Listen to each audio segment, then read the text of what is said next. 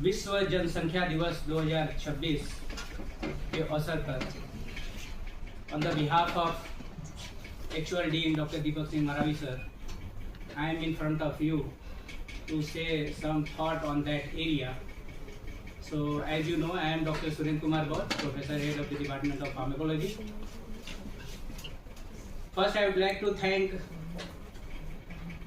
Department of Obs and Gynae and heading that department, Dr. Sweta Yadav Madam. She has taken good initiative on a very sensitive topic. On that topic definitely need to discuss.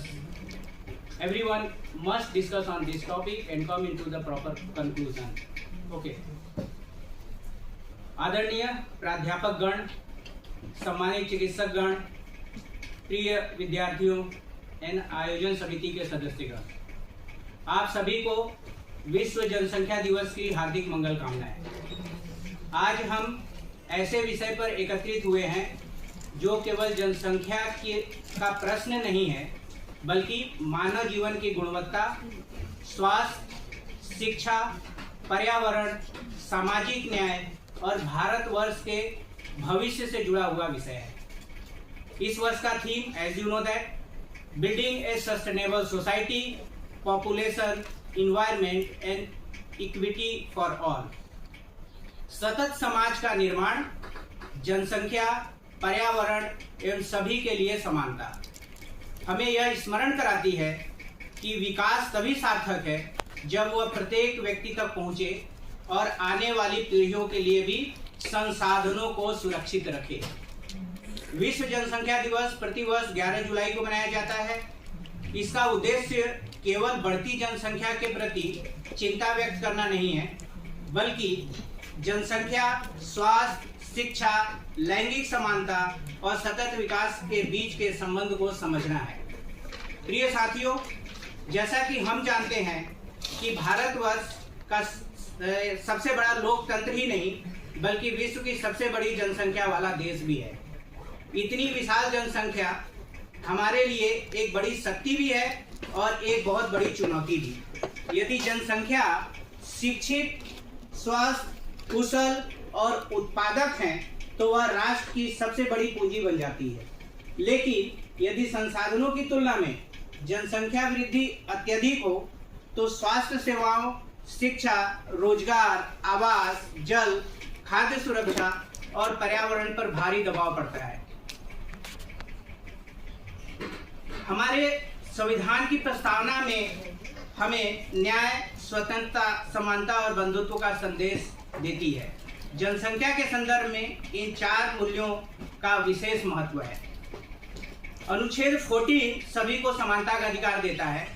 अनुच्छेद 21 प्रत्येक नागरिक को गरिमा जीवन का अधिकार प्रदान करता है।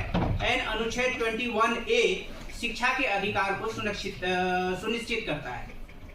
राज्य के नीति निर्देशक तत्वों में जन स्वास्थ्य, मातृत्व एवं शिशु कल्याण तथा जीवन स्तर सुधारने की जिम्मेदारी राज्य स्तर पर डाली गई है संवैधानिक तौर पर। ओके, तो यह हमारा बहुत ही अहम दायित्व बनता है भारत के प्रत्येक नागरिकों का। जब जनसंख्या वृद्धि अनियोजित होती है तब इस संवैधानिक लक्ष्यों को प्राप्त करना कठिन हो जाता है। इसलिए परिवार नियोजन, मातृ स्वास्थ्य, बाल स्वास्थ्य, महिला शिक्षा और जनसंख्या स्थिरीकरण केवल स्वास्थ्य कार्यक्रम नहीं है, वे संविधान में निहित सामाजिक न्याय और समान अवसर के सिद्धांतों को साकार करने के साधन भी हैं। जनसंख्या और पर्यावरण पे मैं थोड़ा सा कोरिलेट करना चाहूँगा। आज विश्व जलवायु परिवर्तन, जल संकट, वनों की कटाई और प्रदूषण जैसी समस्याओं का सामना करना पड़ रहा है। जनसंख्या बढ़ने के साथ ऊर्जा, पानी, भूमि और खाद्य पदार्थों की मांग भी बढ़ती है। हमारे संविधान के अनुच्छेद 48A में पर्यावरण संरक्षण की बात कही गई है तथा अनुच्छेद 51AG प्रत्येक नागरिक का कर्तव्य बताता है कि वह प्राकृतिक पर्यावरण की रक्षा करे। थोड़ा सा एक कॉन्टेक्स्ट में ध्यान दीजिए कि भारत में अभी जंगलों की बहुत कटाई हो रही है, वन्य जीव और जंगल पूरी समाप्त किए जा रहे हैं। आई डोंट नो ये किस आर्टिकल के तहत हो रहा है, it is difficult to explain. इसलिए जनसंख्या और पर्यावरण को अलग अलग नहीं देखा जा सकता। यदि हमें स्वच्छ हवा, स्वच्छ जल और सुरक्षित भविष्य चाहिए तो हमें जिम्मेदार जनसंख्या प्रबंधन को भी अपनाना होगा।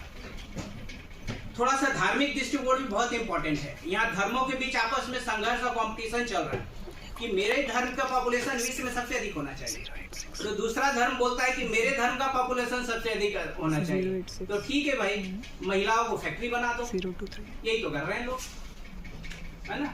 तो इस पे थोड़ा सा मैं अपनी बात रखना चाहूंगा। भारत विविधताओं का देश है। विभिन्न धर्मों में परिवार, विवाह और संतान को जीवन का महत्वपूर्ण अंग माना गया है। अनेक धार्मिक परंपराएं संतान को ईश्वर का आशीर्वाद और परिवार की निरंतरता का माध्यम मानती हैं। ऐतिहासिक रूप से भी समाजों ने अधिक संतानों को सामाजिक और आर्थिक सुरक्षा का साधन माना है।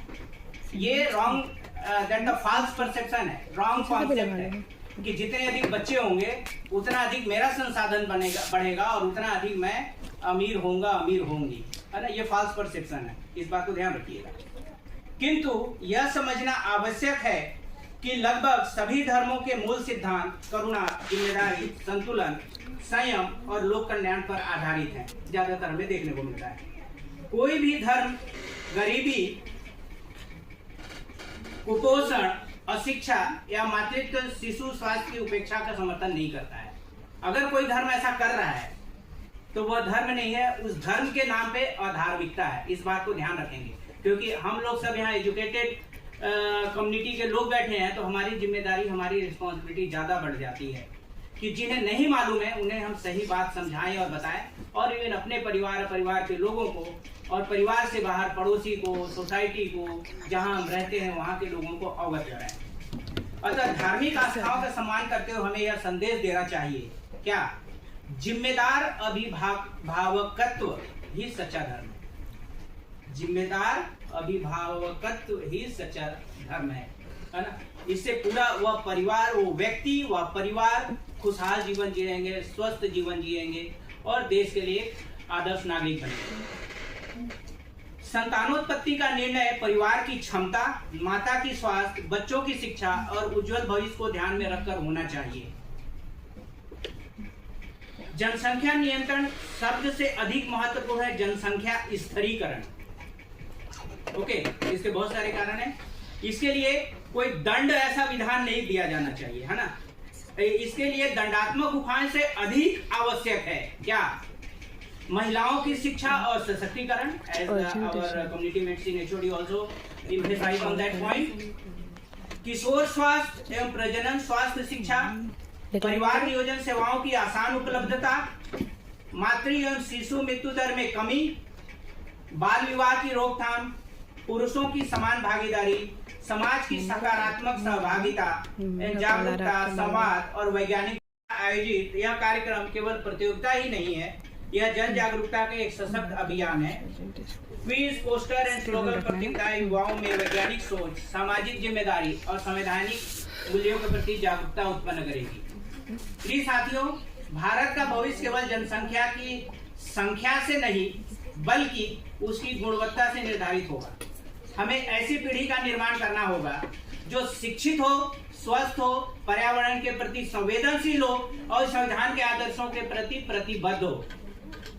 अगर ये क्वालिटी हम डेवलप कर रहे हैं तभी तो हम अपने आप को भी कह सकते हैं कि भारत के एक हम अच्छे नागरिक के रूप में हम अपने आप को डेवलप कर रहे हैं और एक अच्छी फैमिली, एक सोसाइटी डेवलप कर रहे हैं। अगर ये कहीं भी इसकी कमी है तो केवल मेरे अच्छे बन जाने से, हम 2-4-10 लोगों के अच्छे बन जाने से पूरा देश और पूरा सोसाइटी अच्छा नहीं बन जाएगा। इस बात को ध्यान रखना है, इसलिए हमारी जिम्मेदारी ज्यादा बढ़ जाती है। मैं अभी अपनी बात संविधान के मूल संदेशों और विश्व जनसंख्या दिवस की भावना के साथ समाप्त करना चाहूंगा। छोटा परिवार केवल व्यक्तिगत विकल्प नहीं बल्कि सामाजिक उत्तरदायित्व है। ओके, हम एजुकेटेड, ज्यादातर हम एजुकेटेड फैमिली हमने देखा है कि एजुकेटेड कम्युनिटी में हार्डली एक बच्चे या 2 बच्चे, उससे ज्यादा नहीं होते हैं ज्यादातर। तो we know the importance of the all the natural and man made resources. We know our responsibility as a citizen. Okay, तो ये कहाँ, ये वैल्यू कैसे आई? ये वैल्यू आई because of our learning, our education, our understanding, उसकी वजह से आई। तो जहां पे अगर इस टाइप की अवेयरनेस और अंडरस्टैंडिंग की कमी है तो हम एजुकेटेड क्लास की जिम्मेदारी ज्यादा बढ़ जाती है कि अनएजुकेटेड को एजुकेट करें, ट्रेन करें, समझाएं, बताएं। दूसरा स्लोगन, स्वस्थ परिवार केवल परिवार की शक्ति नहीं बल्कि राष्ट्र की शक्ति है, और जनसंख्या, पर्यावरण तथा समानता के बीच संतुलन ही सतत विकास का आधार है। ओके, सो आइए हम सब मिलकर संकल्प लें कि हम स्वास्थ्य शिक्षा, लैंगिक समानता, पर्यावरण संरक्षण और जिम्मेदार अभिभावकत्व को बढ़ावा देंगे तथा संविधान के आदर्शों के अनुरूप एक न्यायपूर्ण, समतामूलक और सतत भारत के निर्माण में अपना योगदान देंगे। मेरी बातों को आपने ध्यान से सुना, इसके लिए दिल से धन्यवाद। जय भारत, जय संविधान। तो सर ने बहुत सारे डेटा प्रोड्यूस किए हैं।